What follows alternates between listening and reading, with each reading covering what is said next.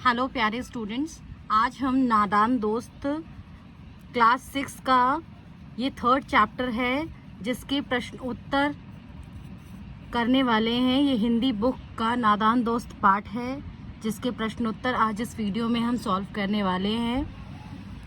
तो पहला प्रश्न कहा गया है, केशव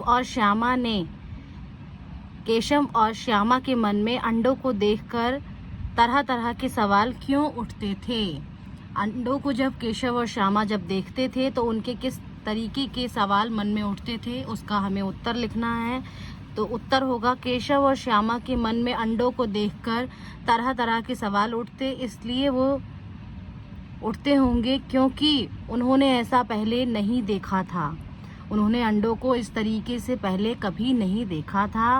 वे अंडों के बारे में चीज़ों को जानना चाहते थे। अंडों के बारे में दोनों आपस में ही सवाल जवाब करके अपने मन को तसल्ली क्यों दे दिया करते थे। तो अपने मन को तसल्लियाँ खुद ही दे दिया करते थे, ऐसा क्यों किया करते थे वो, इसका उत्तर देना है। केशव और श्यामा दोनों आपस में ही सवाल जवाब करके अपने मन को, दिल को तसल्ली दे दिया करते थे क्योंकि उनके प्रश्नों का उत्तर देने वाला कोई नहीं था। ना अम्मा को घर के काम धंधों से फुर्सत थी, ना बाबूजी को पढ़ने लिखने से। तो कोई उनके प्रश्नों का उत्तर देने वाला नहीं था, इसलिए श्यामा और केशव खुद ही अपने प्रश्नों का उत्तर आपस में सुलझा लेते थे। अगला प्रश्न है, अंडों के टूट जाने के बाद माँ के यह पूछने पर कि तुम लोगों ने अंडों को छुआ होगा के जवाब में श्यामा ने क्या कहा और उसने ऐसा क्यों किया। तो उत्तर होगा, माँ के पूछने पर श्यामा ने कहा कि भैया ने अंडों को छेड़ा था। श्यामा ने क्या कह दिया, भैया ने छेड़ा था, मतलब केशव ने छेड़ा था, क्योंकि उसे लगा कि भैया ने ही शायद अंडों को इस तरह रख दिया कि वह नीचे गिर पड़े। इसकी उसे सजा मिलनी चाहिए। पाठ के आधार पर बताओ कि अंडे गंदे क्यों हुए और उन अंडों का क्या हुआ। अंडे गंदे हो गए और उनका क्या हुआ बताना है पाठ के आधार पर। केशव के छूने से चिड़िया के अंडे गंदे हो गए और इसलिए चिड़िया ने उन्हें नहीं सेया, मतलब गर्मी नहीं दी। वो अपने पंखों से गर्मी देती हैं अंडों को। चिड़िया ने उन अंडों को गिरा दिया और वह बर्बाद हो गए। जब हम पक्षियों के अंडों को छू लेते हैं, चिड़िया के अंडों को छू लेते हैं, तो उनकी माँ उन अंडों को हाथ नहीं लगाती है, इसीलिए चिड़िया ने अंडों को गिरा दिया और वह बर्बाद हो गए। तो इस प्रश्न का यह उत्तर होगा। इसलिए पक्षियों के अंडों को हमें नहीं छूना चाहिए, चिड़िया के अंडों को। अगला प्रश्न है, सही उत्तर क्या है। इन क्वेश्चंस में से सही उत्तर पर हमें निशान लगाना है या बताना है सही उत्तर क्या होगा। अंडों की देखभाल के लिए केशव और श्यामा धीरे से बाहर निकले क्योंकि के बाद उत्तर होगा, वह माँ की नींद नहीं तोड़ना चाहते थे। माँ नहीं चाहती थी कि वह चिड़िया की देखभाल करें। माँ नहीं चाहती थी कि वह बाहर धूप में घूमें। तो इसका उत्तर होगा, माँ नहीं चाहती थी कि वह बाहर धूप में घूमें।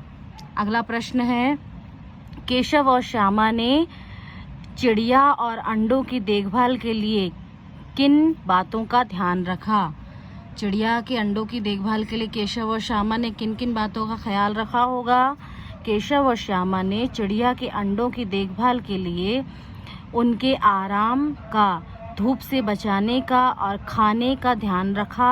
आराम के लिए कपड़ा बिछाया, धूप से बचाने के लिए टोकरी से ढक दिया और खाने के लिए पास में दाना और पानी की प्याली रखी। दाना।